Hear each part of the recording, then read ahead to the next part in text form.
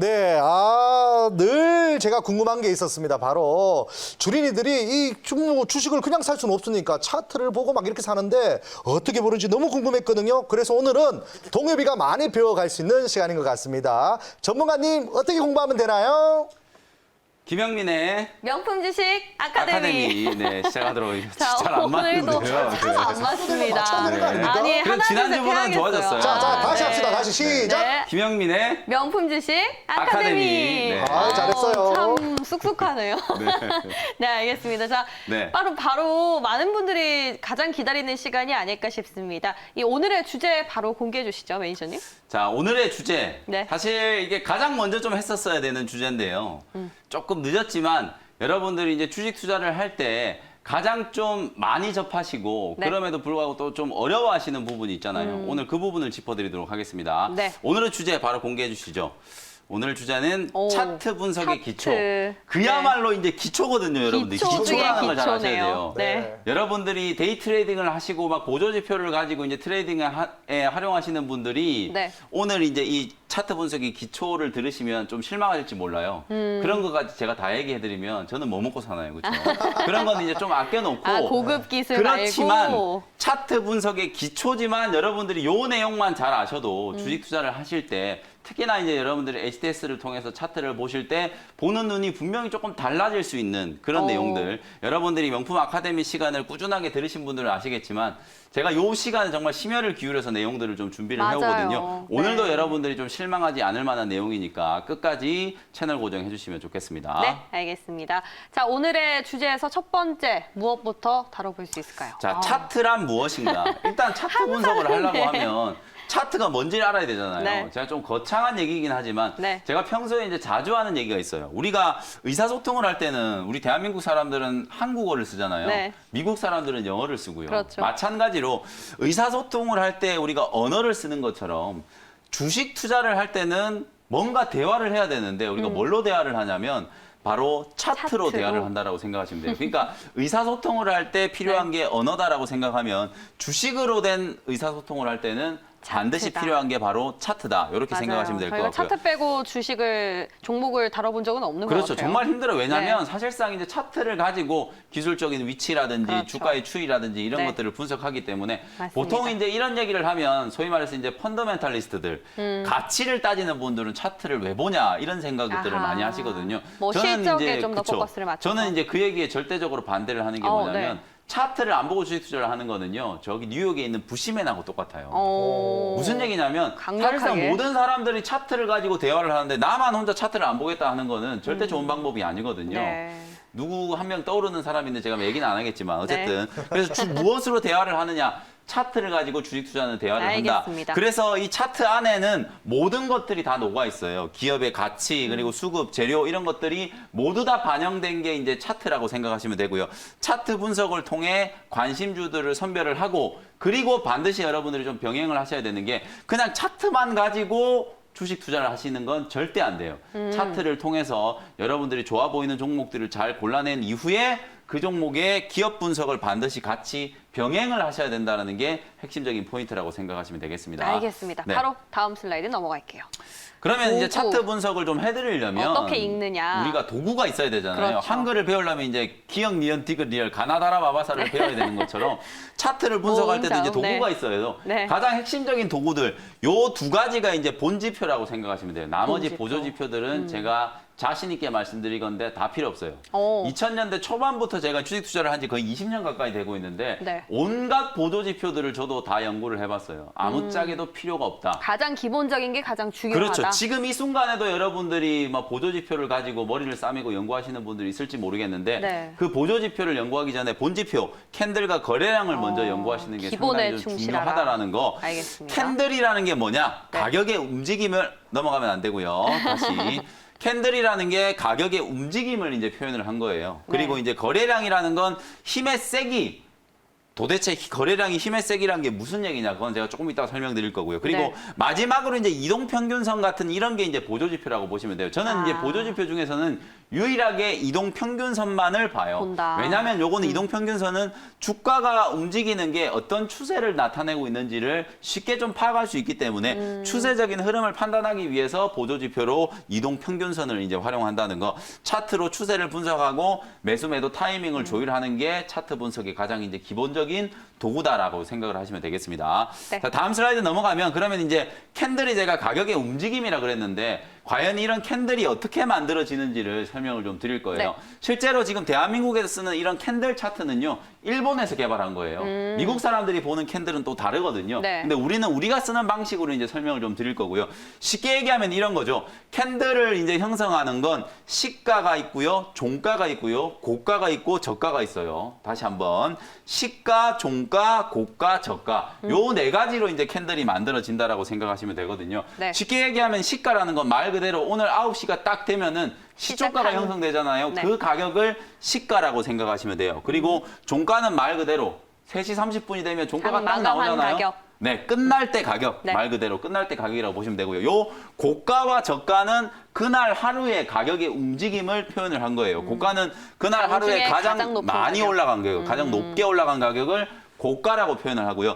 저가는 그날 하루에 가장 많이 빠진 가격, 가장 낮은 가격을 저가라고 표현을 하는 거거든요. 그러면 이제 여기서 우리 이제 개인 투자자분들이 항상 이런 빨간색 양봉에 열광을 하잖아요. 네. 음봉이 나오면 일단 기분이 나쁘거든요. 그러면 양봉이 나온다라는 거는 시가 대비해서 종가가 좀 더 높은 가격에 끝났을 때 우리가 양봉이라고 하고요. 시가 대비해서 종가가 더 낮은 가격에 끝났을 때 우리가 음봉이라고 음봉. 생각을 하시면 되거든요. 이 가격의 움직임을 아주 간편하게 이렇게 캔들로만 딱 표현을 해놓으면 여러분들이 이제는 이 캔들만 딱 보시면 아, 시가는 요 정도에 시작됐구나. 가격이 끝날 때는 요 정도까지 왔구나. 무슨 재료가 나왔는지는 모르겠지만 그날 장중에 여기까지 올라갔었구나. 또 어떤 악재가 나왔는지 모르겠지만 그날 장중에 가격이 여기까지 빠졌구나라는 걸 요 캔들 하나만 놓고도 볼 수가 있는 거예요. 그러면 제가 정관님. 네. 정관님, 네. 제가 이거 한번 볼게요. 그러면 네네. 자, 캔들 없어졌네. 만약 네. 캔들이 여기 있으면요. 네. 자, 전문가님을 보고 제가 한번 해볼게요. 네. 아까 여기서 시작했어요. 네. 근데 밑으로 내려갔다가 올라갔다가 네. 여기 왔다는 거잖아요. 네, 그렇죠. 여기 왔다 이 말이죠. 그렇죠. 그러니까 장에서 시작은 여기서 했고 맞습니다. 요 밑으로 빠지는 줄 알았더니 쭉 올라가더니 마무리가 여기서 했다. 그렇죠. 네. 이렇게 그러면 알면 되는 거죠? 이 윗꼬리, 아랫꼬리라는 거는 사실 그날 이제 가격의 변동을 그냥 표시만 해놓은 거고요. 네. 실제로 이제 시가와 종가가 캔들의 몸통이라고 생각하시면 되고 네. 윗꼬리가 형성된 자리 그리고 아랫꼬리가 형성된 자리는 그날 가격의 이제 움직임이라고 생각하시면 돼요. 제가 근데- 퀴즈를 네. 하나 내볼게요. 아우. 만약에 네. 어떤 종목이 꼬리가 마이너스 10%로 출발을 했어요. 네. 마이너스 10%로 출발을 해가지고 네. 마이너스 5%에 끝났다고 가정해볼까요? 네. 그 캔들은 양봉인가요, 음봉인가요? 양봉이죠.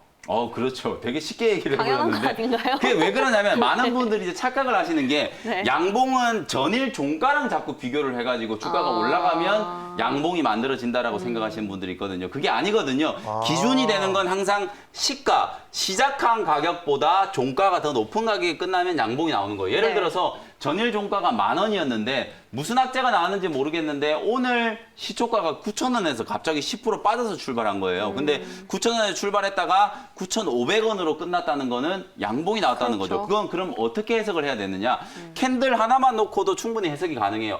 이 종목이 어떤 악재인지 모르겠지만 어저께 장이 끝나고 나서 분명히 안 좋은 악재가 나왔어. 그래서 10% 급락 출발을 했는데 장이 열리고 나서 보니까 악재가 생각했던 것보다 크지 않다. 오히려 급락을 이용해서 저점 매수세가 들어오다 보니까 9,500원까지 이제 가격 반등이 나오면서 양봉을 딱 만들고 끝난 거예요. 그러면 이 종목은 어느 정도는 악재가 주가에 반영이 되면서 네. 반등이 들어왔구나. 이렇게 이제 이해를 할 수 있는 거죠. 그러면 꼬리가 좀 길다 이런 네. 표현을 우리가 자주 쓰잖아요. 그렇죠. 그런 건 어떤 뭐 의미가 다른가요? 아랫꼬리가 길다라는 건 많이 빠졌다가 방금 제가 말씀드렸던 것처럼 네. 저점 매수가 강하게 들어와서 아랫꼬리 저점을 찍고 가격 반등이 들어왔다는 거고요. 네. 윗꼬리가 이렇게 길다라는 건 실망을 좀 호재가 나와가지고 장중에 네. 주가가 뭔가 급등을 한 거예요. 근데 급등을 하니까 누군가는 이제 팔아먹고 싶은 거죠. 아하. 그래서 고점 부근에서 차익 매물이 좀 쏟아지면서 윗꼬리가 이제 길게 만들어졌다. 그래서 아랫꼬리가 강한 건 보통 우리가 좀 좋은 패턴이라고 생각을 하고요. 윗꼬리가 아주 긴 거는 누군가가 좀 차익 실현을 했다. 좀 안 좋은 패턴이다라고 생각을 하시면 되는 거죠. 결론적으로 알겠습니다. 말씀드리면 이 네. 캔들이라는 거, 네. 이 캔들 하나만 놓고 보더라도 그날 가격의 움직임을 이해할 수 있다. 그래서 이 가격의 움직임들을 차트에 이제 표시해 놓은 게 바로 캔들이라는 거. 요걸 기억하시면 될 것 같고요. 알겠습니다. 자, 이제 다음 슬라이드 다음은 넘어가 보도록 하겠습니다. 거래량입니다. 이제 거래량, 제가 아까 거래량은 한마디로 얘기해서 이제 힘의 세기라고 말씀드렸잖아요. 네. 지금 이제 차트에서 보시는 것처럼 요 캔들들, 이제 캔들은 가격의 움직임이라는 거 표현을 해드렸었죠. 설명을 드렸으니까 네. 요쪽에 왼쪽에 있는 캔들과 저 오른쪽에 있는 캔들이 어때 보여요? 어때 어때 보이나요? 똑같잖아요. 아, 이거 네. 보이는 네, 그대로 네. 똑같잖아요. 네, 똑같네요. 똑같아요. 네. 위치도 다 똑같고요. 네. 캔들 모양도 다 똑같아요. 근데 네. 다른 게 뭐냐면 예쁘게 보입니다. 네, 예쁘게 보이는데 다 똑같거든요. 왼쪽 오른쪽이. 근데 다른 게 뭐냐면 네. 아래쪽에 거래량이. 보시면 거래량이 달라요. 그러네요. 주가가 직전 고점을 넘어가는 이제 강한 양봉이 나올 때 네. 요쪽에 있는 거는 거래량이 상당히 많이 많죠. 붙어 있죠. 네. 근데 여기에 있는 건 고점을 뚫고 올라갔는데도 불구하고 거래량이 별로 없어요. 그러면 우리가 거래량 자체는 이 신뢰도를 판단하는 거거든요. 네. 과연 이쪽 차트와 이쪽 차트 어떤 게 더 신뢰도가 높은 거냐? 당연히 첫 번째 여기에 있는 많은 차트라고 게. 보시면 돼요. 네. 왜냐하면 그렇죠. 거래량이라는 건 제가 힘의 세기라고 말씀드렸잖아요. 네. 거래량은 절대 속일 수가 없는 거거든요. 거래가 많이 들어오면서 주가가 이렇게 상방 슈팅이 들어왔다는 건 누군가가 강력한 매수를 했다는 거고 그 매수의 힘이 주가에 이제 반영된 거죠. 반영이. 그래서 오히려 신뢰도를 따졌을 때 똑같은 모양이라고 하더라도 요 왼쪽에 있는 요 차트가 훨씬 더 신뢰도가 높은 차트다. 그래서 신뢰도가 여러분들이 높다. 항상 개인 투자자분들이 차트를 볼 때 실수를 네. 하시는 게 거래량은 아예 쳐다보질 않으세요. 맞아요. 맞아요. 캔들의 모양만 보고 맞아요. 그림 좋은데 이러면서 그냥 덤벙덤벙 매수를 하시거든요. 근데 내가 딱 매수를 하고 나면 다음 날 누군가가 차익 실현을 하면서 주가가 급락을 해버려요. 그런 패턴에 여러분들이 당하시는 이유가 캔들만 보시고 거래량을 보지 않았기 때문에 그렇거든요. 그래서 이 아주 단순한 논리지만 여러분들 이 두 가지 모양을 비교를 하시면서 차트를 보실 때는 반드시 캔들과 거래량을 함께 보셔야 된다. 그래야 신뢰도가 높은 차트 분석을 할 수 있다는 거. 이게 네. 이제 가장 중요한 포인트고요. 그러면 거래량이 받쳐주지 않는다면 우리는 매수하기 좀 그렇죠. 약간 이제 의심을 좀 해봐야 되는 거죠. 네. 하루 이틀 정도 지켜보시면서 추가적인 매수세가 들어오는지 알겠습니다. 혹은 누군가가 또 팔고 나가지는 않는지를 지켜봐야 된다는 거죠. 알겠습니다. 네. 네. 자, 다음 슬라이드 보도록 하겠습니다. 시간이 많이 또 없어가지고 또 속도를 네. 좀 내야 될 것 같은데 제가 벌써. 래퍼로 또 변신을 하겠습니다. 자, 이동평균선은 뭐냐면 말 그대로 해당 기간의 주가의 평균을 연결한 선이에요. 5일 이동평균선, 저는 다른 이동평균선은 안 쓰고요. 5일, 20일, 60일, 120일 요 딱 네 가지만 쓰거든요. 근데 네. 아마 여러분들이 원하시는 기간에 따라서 뭐 3일선을 쓰시는 분도 있고 7일선을 쓰시는 네, 분도 있는데 종류가. 이동평균선의 의미 자체가 만약에 5일선을 이제 예를 든다면 5일 동안의 주가를 평균을 내가지고요. 그 가격을 점을 찍어요. 그리고 또 그 다음 5일 동안의 주가를 평균 내서 점을 찍어요. 그 점들을 연결한 게 5일 이동평균선이에요. 그러면 120일 이동평균선이라는 건 뭘까요? 120일 동안의 가격의 주가의 평균. 평균을 점을 찍고 또 그 다음 120일 동안의 주가의 평균을 점을 찍고 요렇게 연결을 해놓은 게 120일 그렇구나. 이동평균선. 그러면 기간이 늘어나면 늘어날수록 5일 이동평균선은 단기적인 추세를 파악할 때 그러네요. 쓰는 거다. 네. 그다음에 20일선은 한 중기 정도의 추세를 파악할 때 쓰는 거다. 네. 60일과 120일은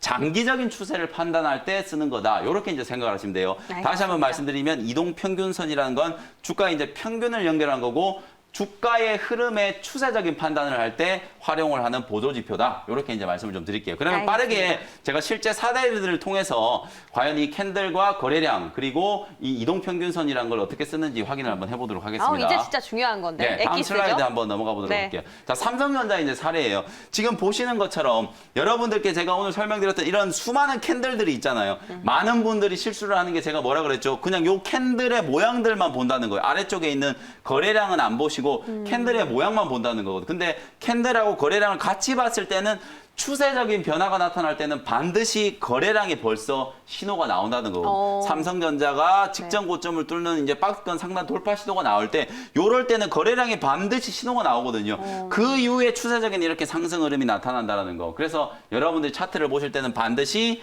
캔들과 거래량을 함께 보시다. 그리고 여기에 표시되어 있는 이런 선들이 있잖아요. 이런 게 제가 방금 전에 설명드렸던 이동평균선이거든요.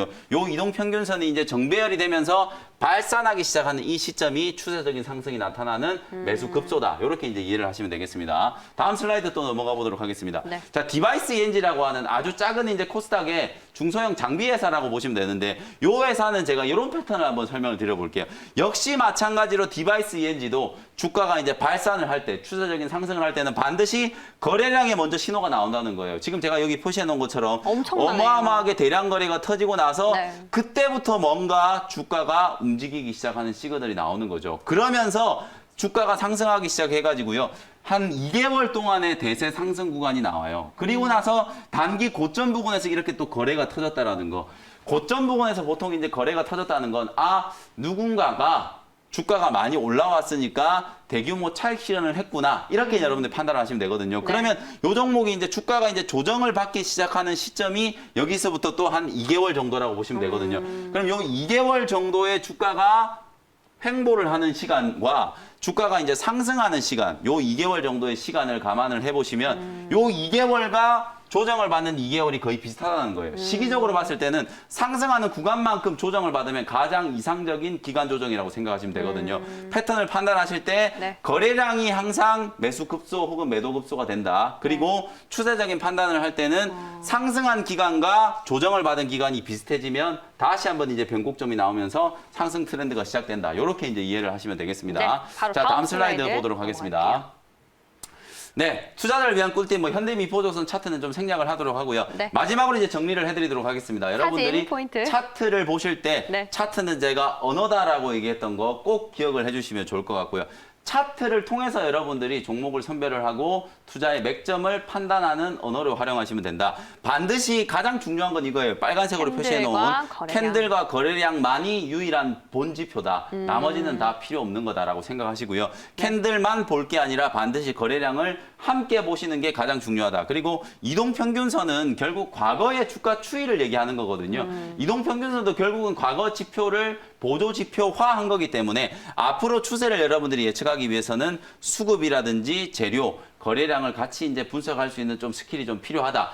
이 부분까지 오늘 다 설명드리기는 조금 힘든데요. 아쉽네요. 하나의 좀 팁을 드리면 저는 네. 차트에 외국인 투자자들과 기관 투자자들의 수급은 표시를 좀 해놔요. 네. 그러면 메이저 수급들이 이 종목을 좀 좋아하는지 안 좋아하는지 정도는 우리가 힌트를 분명히 얻을 수 있거든요. 캔들과 거래량을 보시면서 네. 수급까지도 같이 좀 판단해 보시면 가장 좀 훌륭한 차트 네. 접근이 될 수 있다. 알겠습니다. 이렇게 정리해드리도록 메이저 하겠습니다. 수급은 사실 또 저희 월요일에 주간 메이저리그 있기 때문에 그때 참고해 주시고요. 자, 오늘은 차트 공부 여기서 마쳐보겠습니다.